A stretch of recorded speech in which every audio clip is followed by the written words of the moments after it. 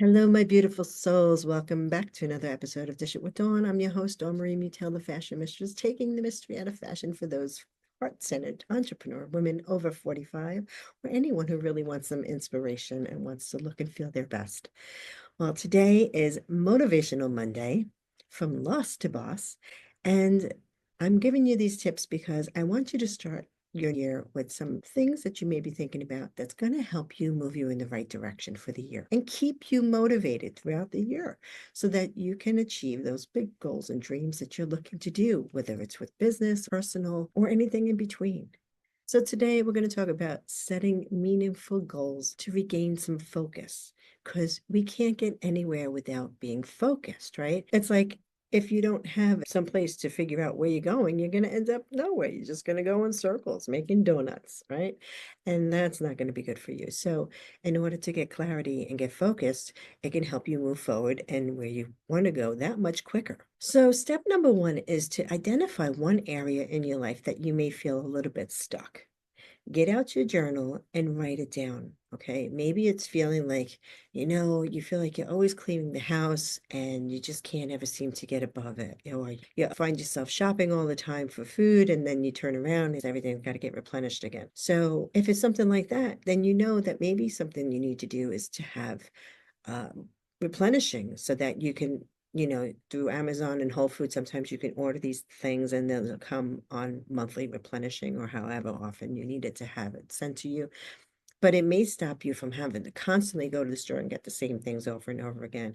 Or maybe you keep forgetting that, I forgot the peanut butter, I forgot the jellies. Maybe you have to have a master list created so that every time you go to the supermarket, you have what you need and you check it before you go out the house so you know exactly what you need. Oh, you need eggs, you need juice, you need waters, what have you, toilet paper, tissue paper, paper towels. The list goes on, right? But step two is to create a single activity that you can do today to move you forward to getting that goal. So let's say you decide you want to go back to school. What would the first thing be? It means you have to go look at the schools you want to attend or look for the classes that you want to take, or if you know what kind of subjects you're looking to study, to do some research on it. So maybe that's your first step. Or maybe you just go into the campus to pick up a continuing education catalog, or let's say you want to build a new wardrobe.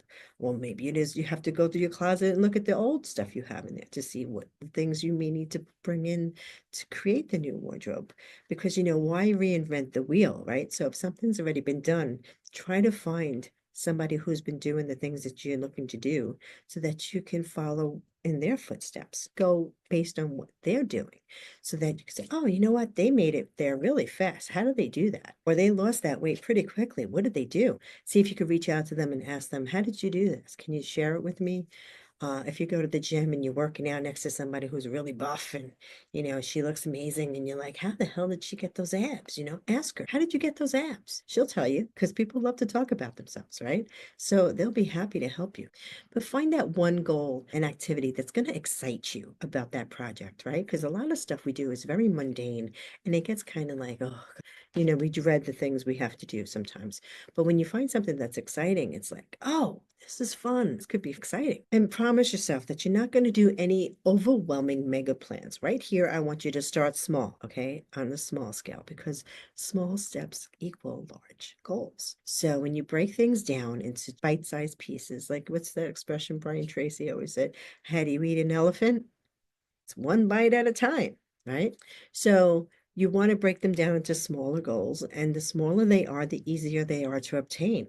And the more you're going to stick to them because you can say, oh, I did that check, I did that check, I did that check, I did that check. And next thing you know, all those check marks are going to lead you into that bigger thing. Step number four is something I always talk about, and it's rewarding yourself for the things that you do, okay? Because there's nothing worse than having something that you did that was really substantial, even if it was on the small scale, it still could have been a really big step for you to move forward on it.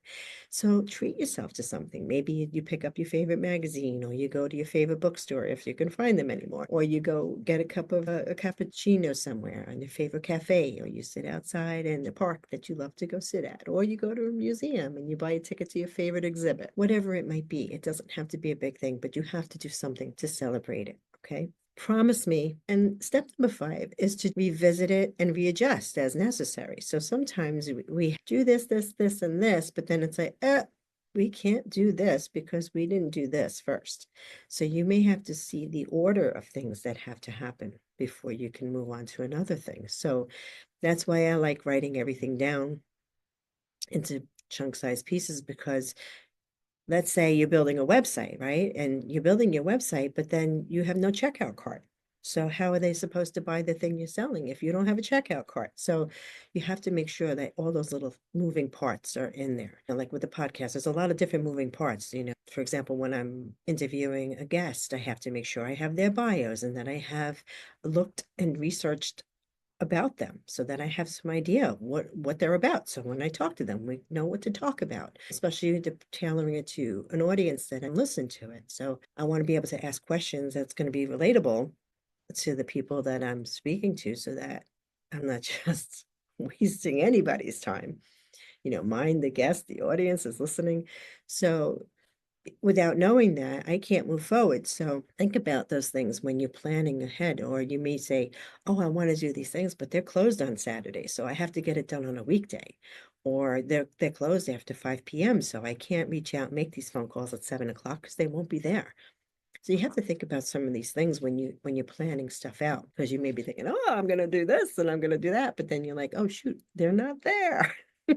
I can't do it now."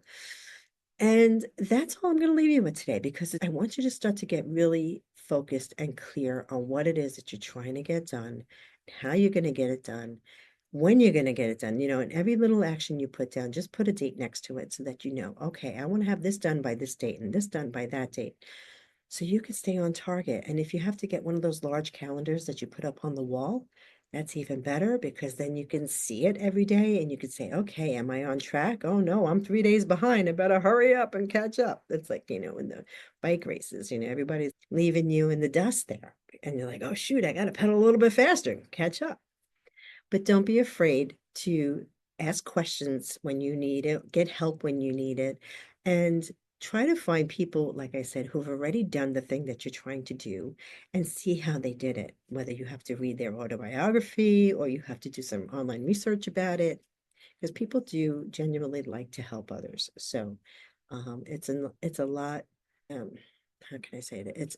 It's actually more accessible than you think. Okay, because most people think, oh, I can't reach out to that person and ask them. They'll never ask me. But you know what? They all started with mentors down the line too, so don't be afraid to ask. We can't do everything ourselves. We all need help in every area that we do things in. So do not feel like, oh, I'm independent and I'm self-sufficient. I did that for many years, and it was just a real bummer because it really stressed me out. Instead of saying, oh, let me delegate this to this person, let me delegate that to that person. And they may not do it the way you want them to do it, but maybe you train them the way you want them to do it, or it may be better than what you thought you could do. So have a little patience and persevere, and you'll get there. Trust me, you will get there. But if you sit on your laurels too long and you watch too many episodes of Netflix or too much scrolling on your Instagram or your Facebook, then you're going to lose precious time. And as you hear me say once, and I'll say a million times, time is not to be wasted, squashed.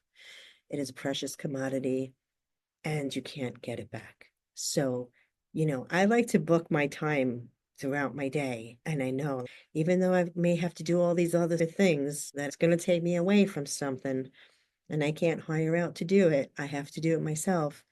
I try to get them done early in the day so that I can continue the rest of my day to try to get the stuff done that's more important, because you want to move that needle forward, not back. All right. Okay. And if you haven't joined us over at the Facebook group where you post your comments, your questions, your stories, your accomplishments, or your challenges with a bunch of other women that are going through similar things, and we can all, lean on each other, come on over to facebook.com/groups/Dish It With Dawn. And I know you have a lot of big goals and dreams, and you will get it done, but you have to focus.